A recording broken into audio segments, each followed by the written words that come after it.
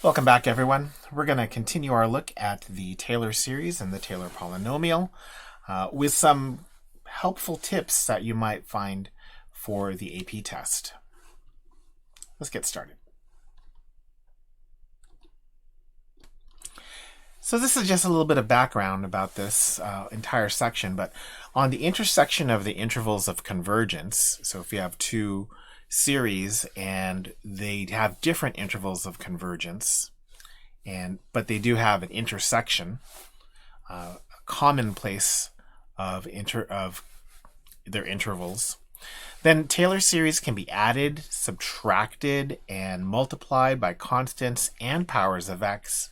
And the result is, again, another Taylor series. So a lot of mathematics, basic mathematics, works well with Taylor series. So for example, the Taylor series for f plus g is just the Taylor series for f plus the Taylor series for g. And that mostly has to do with, if you have two derivatives and you add them together, or two functions and you add them together, then any derivative is just the sum of their respective derivatives. But you don't have to worry too much about that. Just know that you can add Taylor series together.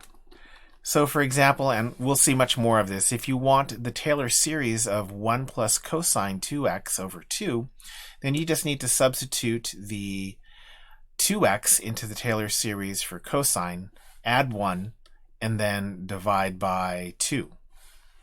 Basically do what it says, and make one substitution. The Maclaurin series for sine x plus cosine x is literally add the two series together. And if you want the Taylor series for x sine x, then just take your Taylor series for sine x and multiply every term by x. So here's our big review of Taylor series from the last lesson. It says for a certain function we have all of these three derivatives, and we're supposed to construct a Taylor polynomial centered at 2 and use the polynomial to approximate h of 1.99. Now there's no reason for me to go over the derivatives and evaluating the derivatives since it's done already, so I'm going to start from the general polynomial. Now that I've got my Taylor formula, I'm going to start calling this the Taylor's formula because that's really what you would be calling this. We're going to start with the Taylor's formula, and now we're going to substitute the center with all the values of a, which in this case the center is 2, so we're going to substitute 2 for a. With all of those in there, we're going to go ahead and substitute our derivatives. Taking a closer look at what we're given, it looks like I have one too many derivatives, so I'm just going to prune a little bit here. Okay, that's nicer. This here, I would just leave this as the answer for if I didn't have to approximate. No need for you to do any multiplication. Don't do any unnecessary mathematics here. This is an answer for the second degree Taylor polynomial. But of course we need to do more because we're supposed to approximate h of 1.99. So in this case, it might be a wise idea to simplify since we're going to be doing, some more mathematics. And actually, there wasn't a whole lot of simplification to do there. Now we're going to substitute to make our approximation. Okay, with that little bit of substitution, we're now going to work on this and simplify this using our basic mathematics skills. Now, there is a possibility that you're going to have to do this without a calculator on the AP test. A very strong possibility, actually. It has happened before. So in those cases, it's usually best to look, instead of 0.01, it's usually easier to look at things in fractions. So convert to fractions and square things out. Common denominator, which gives you some fractional form. And I hate to hoodwink you, but this form right here is actually good enough. This is a calculus exam. It's not a basic math exam. And if you can get to this point here, all of the other math that you would do after this is kind of irrelevant. And you probably, there's a good reason not to do it, because if you do make a mistake with your basic math after this point, then you're going to lose points for something that's not calculus in nature. So just leave it the way this is over here. After all the subtraction, all the multiplication, you're good to go here. Our next thing here is a box that has all of 4 of the Maclaurin series that we have met so far. The sine and cosine has kind of been extrapolated out to what the full series would look like. And you'll notice, I think the thing that makes things easier for me, I don't know if it's that way for you, but I learned that sine was an odd series and cosine was an even series. And taking a look at sine and cosine, definitely you can see the sine is an alternating series with only odd powers, and it's an odd function. The cosine is an alternating series with only even powers, so it's an even series. Not just due to the graphs of the functions, but the series themselves are odd and even. So that's one way that I've learned how to memorize these 2 functions. The other thing that you need to know is for these functions, the intervals of convergence, the intervals of all these, interval of convergence for all of these, the intervals are all negative infinity to positive infinity, with the exception of the geometric series, that very first one, that only converges for x between -1 and 1. Please, please, please memorize all 4 of these. It's extremely important. You're just going to waste so much time on your AP test if you don't have these memorized. So I can't stress it enough. Memorize all of these series. Now, like we said earlier, these functions are extendable through multiplication, addition, and substitution, and also through differentiation and integration. And with the major note that you should avoid changing the center of a series through substitution. Most of the time, that's not going to happen. I can only think of one time in memory where that happened on an AP test and you were kind of led to it. But if you are asked to create a series, then if the center of the series is not 0, then you cannot use the series in the box. You've got to start from scratch with the Taylor formula. So as long as the center of the series is 0, you can just substitute into the Taylor series or the Maclaurin series in that box. We're going to start off by building a series for the function tx, and tx is e to the 2x minus 1 over 3. So we can see that the basic function in this is e to the x. So we're going to start off by writing the series for e to the x. But our function for t is not e to the x. Our function for t is e to the 2x. So what can we do? Well, we can just substitute a 2x every time we see an x. And look how easy that was. Just substitute the 2x. Next, and I feel really strongly that you should be doing this, you're going to be simplifying all the 2x's by separating them using that trick that we discussed maybe 3 lectures ago, so where 2x to the 5th power is the same thing as 2 to the 5th power times x to the 5th power, or 32x to the 5th. So we're going to go ahead and simplify things. Now in that second term, 2x just simplifies to 2 times x. The next term has the quantity of 2x squared, and if I simplify that, that's 2 squared times x squared, and 2 squared is 4. So we'll just pop a 4 there, and we're going to continue much the same way for all of these. The quantity of 2x cubed is 2 cubed times x cubed. 2 cubed is, of course, 8. And in the general term, we have 2x quantity to the n power, and that's just 2 to the n multiplied by x to the n. Next thing here is to subtract 1 from the series to create the numerator. So the numerator, if we just kind of scroll back here, that's going to be e to the 2x minus 1. And we're going to have to make an e to the 2x minus 1. And all we need to do is take the series that we have previously, and we're just going to subtract 1, which means we're going to lose that first term. Now, most of the time on the AP test, you're not going to have to worry about adding another term. They're fully aware that you're going to lose a term, so they'll adjust the question so that instead of needing 4 terms, you're only going to need 3. Next one, last thing we're going to do, we're going to multiply each term by 1/3 to finish this off. So you kind of notice how we're doing an order of operations. Grouping symbol would be the fraction bar. Then we do exponents first on the top part of the fraction, subtraction next on the top part of the fraction bar. And then in the denominator, of course, we're just going to divide. So we are kind of going along with the order of operations. So let's divide every term by 3. And that really does it. These problems are not really difficult, I don't think, in my opinion.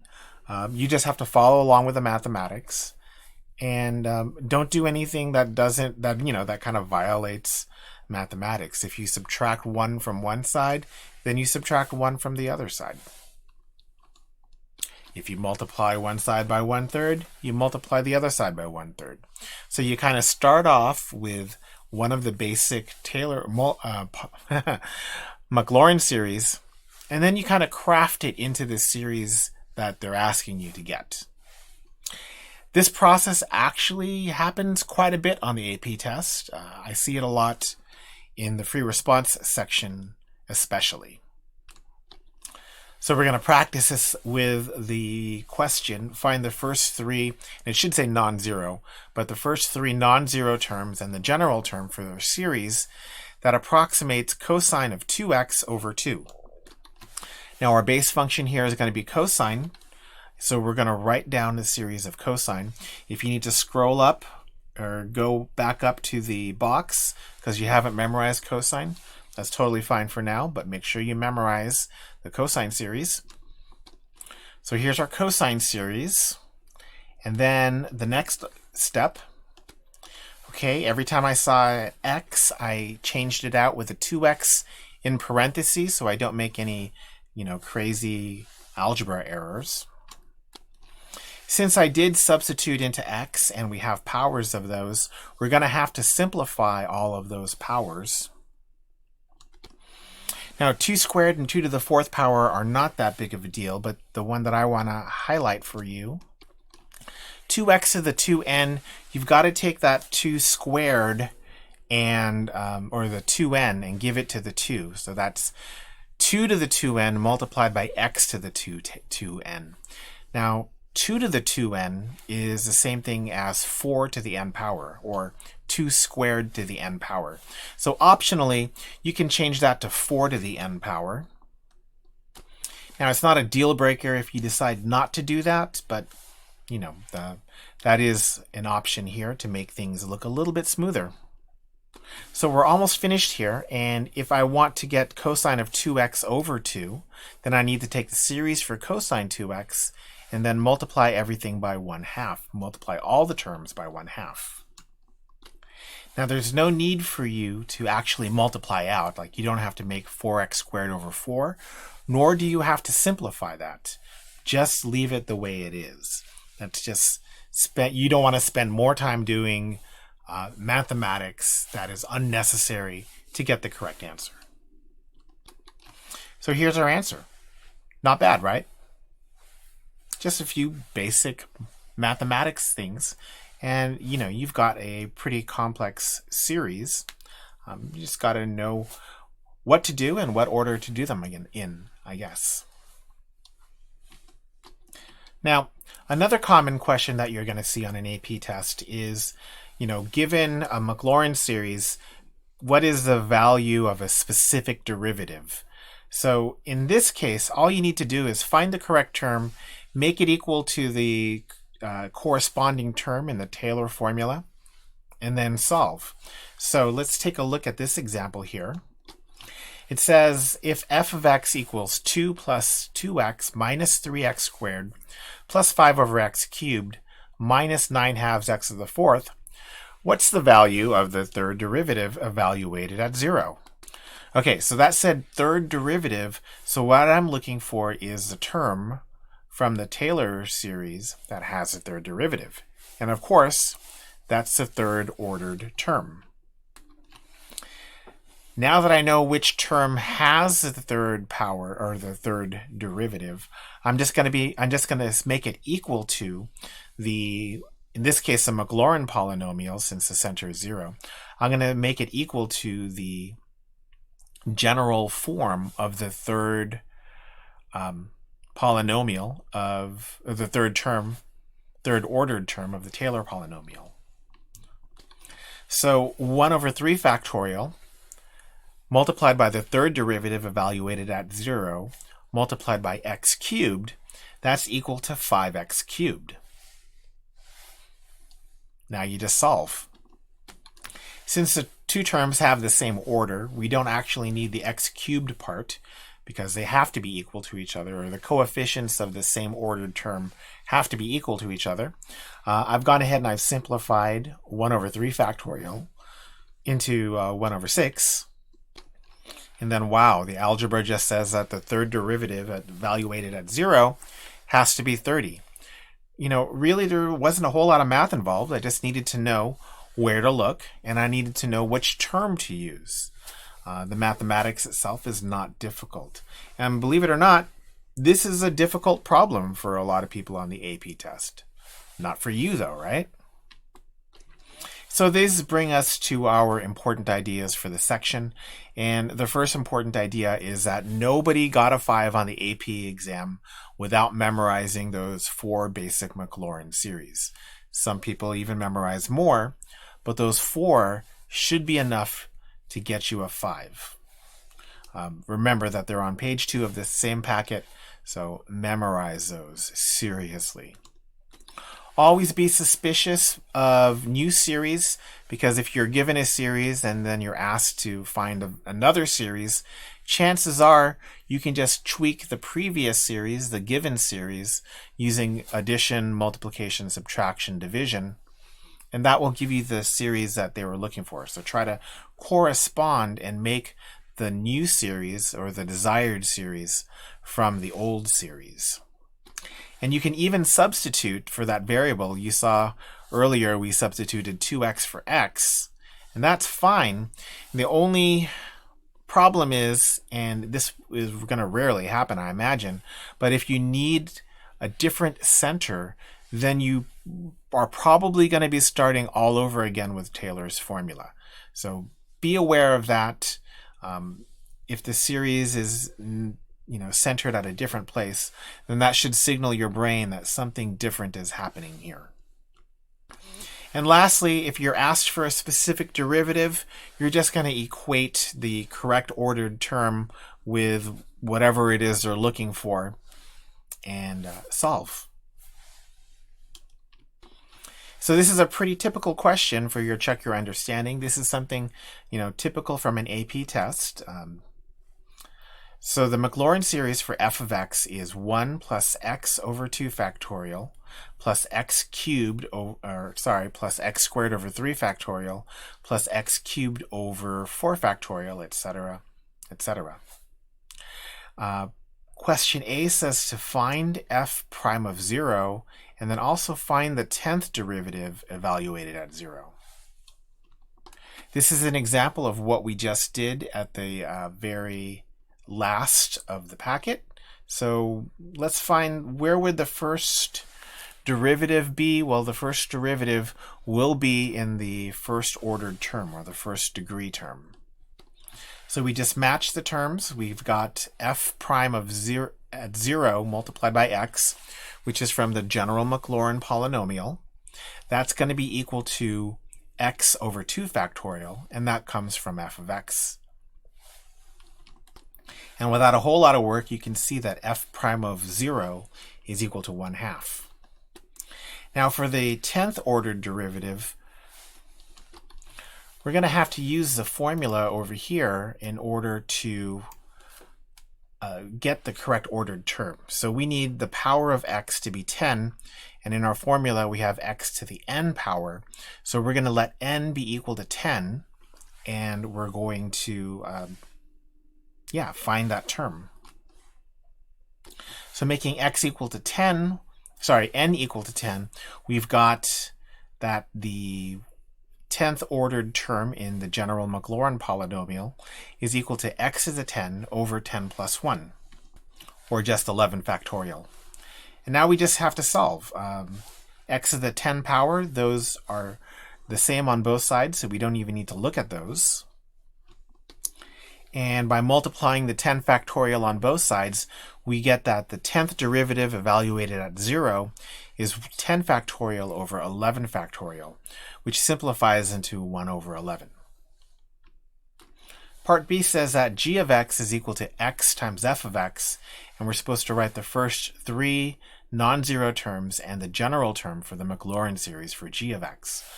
Well, we already have a series for f of x, so we can just substitute the series in to get a series for g of x. So if we start with the assumption that g of x equals x times f of x, then we can just substitute the series for f of x in for f of x in the function. The next step here is just to distribute that x. So we get g of x equals x plus x squared over 2 factorial plus x cubed over 3 factorial. And then when you distribute the x into x to the n power, you get x to the n plus 1 over n plus 1 factorial. And the last one here is to write g of x in terms of some familiar function.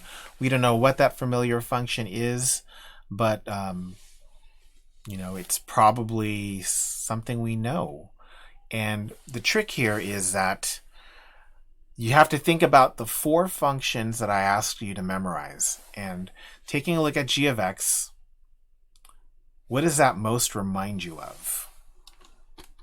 Now, if you don't have those functions memorized, then you won't see that this function, x plus x squared over 2 factorial plus x cubed over 3 factorial, that's really similar to the e to the x function, 1 plus x squared over 2 factorial plus x cubed over 3 factorial. You can definitely see it in the terms that I've highlighted.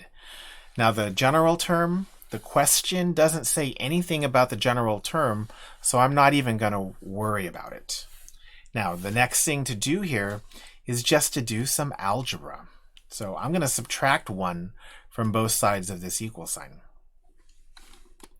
And just by doing that one simple subtraction, we can see that what we have on the right side now is the series for g of x. So you can think of it as we're substituting the function back for the series, and we get g of x is equal to e to the x minus 1.